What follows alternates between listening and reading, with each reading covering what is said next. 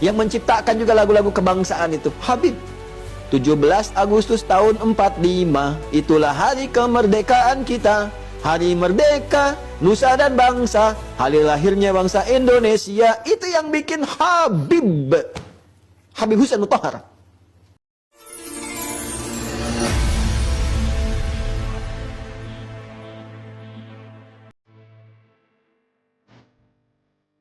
Pernyataan Ustadz Hadi Hidayat tentu perlu dijawab secara proporsional. Di tengah bangsa Indonesia memperingati HUT kemerdekaan Republik Indonesia ke-81, mari kita kembali mengingat berbagai klaim yang selama ini mengaitkan sejumlah tokoh besar bangsa Indonesia dengan nasab Habib Pahlawi, Pangeran Diponegoro, Tuanku Imam Bonjol, Cut Nyak-din, Teuku Umar, bahkan W.R. Supratman pernah dikaitkan sebagai bagian dari klan Pahlawi. Dan kini nama Husain Mutahar, tokoh yang begitu erat dengan sejarah kemerdekaan Indonesia, juga disebut sebagai Habib Pahlawi. Bahkan Ustadz Hadi Hidayat dengan penuh keyakinan menyampaikan dukungan terhadap klaim tersebut. Maka pertanyaannya menjadi penting, apakah semakin banyak tokoh besar dan pahlawan nasional yang dikaitkan dengan klan Pahlawi, otomatis semakin kuat pula klaim keistimewaan klan tersebut sebagai dzurriyyah Nabi Muhammad SAW. Disinilah kita perlu berhenti sejenak dan berpikir jernih. Persoalannya bukan tentang memuja atau membenci Habib, bukan pula tentang menyerang kelompok tertentu. Persoalannya adalah bagaimana membedakan fakta sejarah dengan glorifikasi nasab. Jika Ustadz Hadi Hidayat begitu yakin bahwa Husain Mutahar adalah seorang Habib Pahlawi, maka pertanyaan akademisnya sebenarnya sangat sederhana. Apa dasar dokumenter yang membuat beliau begitu yakin terhadap keabsahan klaim tersebut? Husain Mutahar memang tokoh besar dengan jasa luar biasa bagi bangsa Indonesia. Namun jasa kepahlawanan tidak boleh dijadikan alat untuk membuktikan atau menguatkan sebuah nasab. Sebaliknya, nasab juga tidak membutuhkan jasa kepahlawanan seseorang agar dianggap sah. Keduanya adalah dua hal berbeda yang harus ditempatkan secara proporsional. Maka mari kita ajukan pertanyaan kepada Ustadz Hadi Hidayat, apakah benar Al-Mutahar merupakan salah satu marga dalam silsilah nasab klan Pahlawi? Pertanyaan ini tentu harus dikaji dengan serius, bukan sekedar berdasarkan cerita yang beredar, apalagi hanya karena sebuah gelar.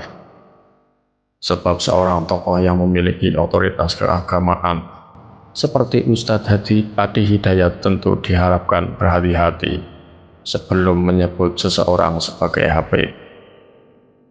Kita tahu kan hari Jumat kan proklamasi itu 17 Agustus kan, jam 10 pagi. Siapa yang mengusulkan 17 Agustus itu? Habib Ali Kuitang. Kalau Anda ke Jakarta itu di Senen ya, ada jalan Kuitang itu ya, ada Habib yang sangat fenomenal, rujukan para habaib, Masya Allah, guru besar, Syekhul Masyayikh. Bung Karno itu sering sowan ke situ, sempat berlindung juga di situ, sempat dibimbing di situ, minta petunjuk hari apa kita proklamasikan itu kemerdekaan. Beliau sampaikan hari Jumat jam 10 pagi, bertepatan dengan Ramadan pada saat itu. Masya Allah. Khusus mengenai Husain Mutahar, pencipta lagu Hari Merdeka, memang terdapat sumber yang mengaitkan Al-Mutahar sebagai marga Pahlawi. Namun pertanyaan akademisnya belum selesai sampai di sana. Apa sumber primer dari klaim tersebut?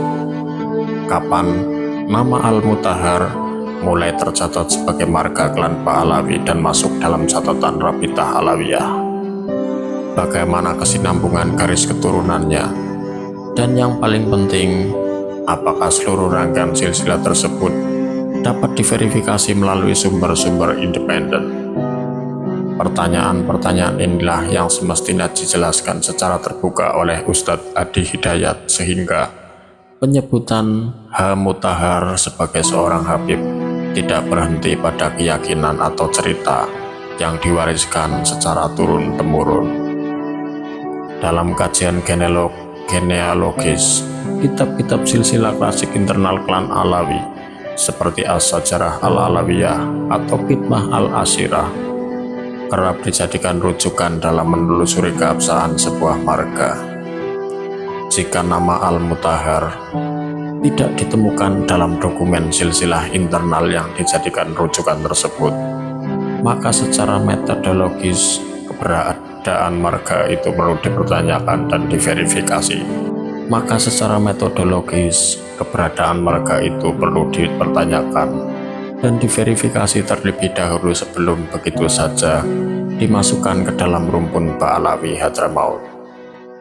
Ketiadaan atau minimnya catatan inilah yang setidaknya dapat menjelaskan mengapa nama Al-Mutahar terasa asing dan sangat jarang ditemukan di Indonesia. Mayoritas keturunan Arab Hadramaut yang datang ke Nusantara secara kolektif tercatat melalui lembaga pencatatan nasab seperti Rabitah Alawiyah. Karena itu, entitas yang berada di luar catatan tersebut tentu memerlukan penelitian dan verifikasi genealogis tersendiri. Di sisi lain, kemungkinan bahwa marga Al-Mutahar berdiri sendiri di luar rumpun klan Ba'alawi juga membuka pertanyaan mengenai asal-usul geografis dan sejarahnya.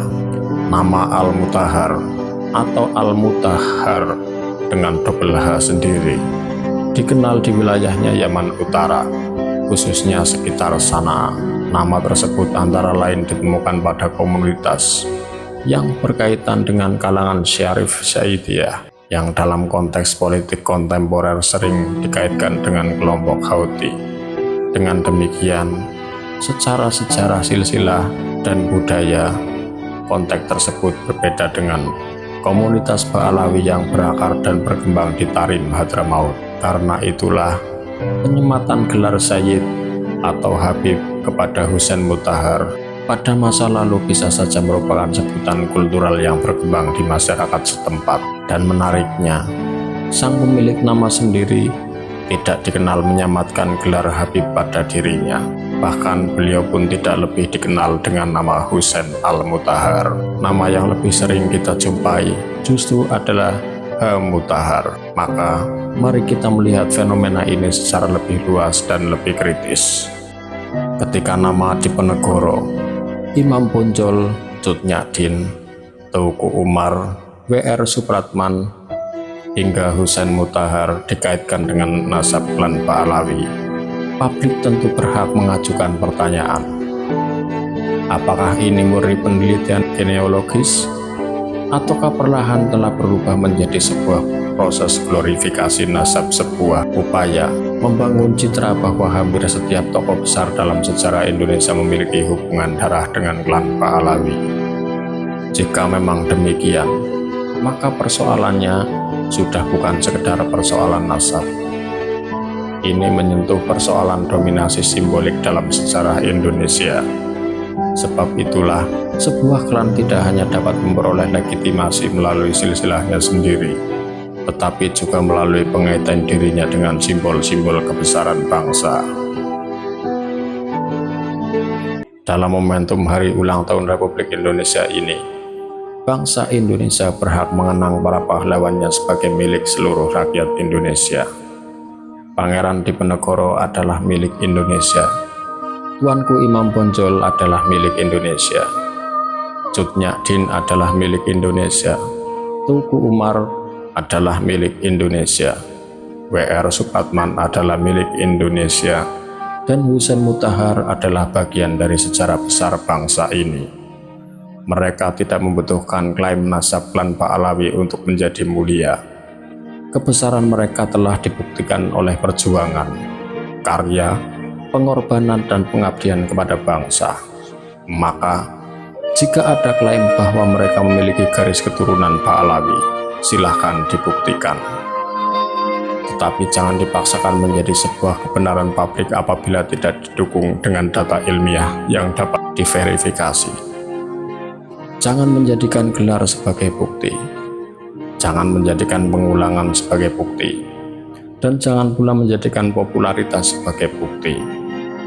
Kita tentu dapat bersepakat bahwa di negara yang merdeka, nasab boleh diteliti, boleh dikaji, dan boleh diperdebatkan secara ilmiah. Tetapi, jangan sampai nasab dikeramatkan hingga kebal terhadap kritik dan verifikasi. Ustadz Adi Hidayat tentu dapat mengambil hikmah dari persoalan ini. Dan yang jauh lebih penting, sejarah Indonesia tidak boleh didominasi oleh satu klan atau satu komunitas, seolah-olah negeri ini hanya menjadi milik mereka. Sebab sejarah Indonesia jauh lebih luas daripada sejarah satu komunitas pendatang. Sejarah Indonesia adalah sejarah seluruh rakyat yang pernah berjuang, berkorban, berkarya, dan membangun negeri ini. Sejarah Indonesia adalah milik seluruh bangsa Indonesia. Bagaimana menurut pendapat sahabat Duta Para Muda? Apakah klaim nasab seperti ini sudah cukup buat secara historis dengan genealogis? Atau masih membutuhkan pembuktian lebih lanjut? Tulis pendapat sahabat di kolom komentar. Jangan lupa like dan subscribe. Sampai jumpa di pembahasan berikutnya. Wassalamualaikum warahmatullahi wabarakatuh.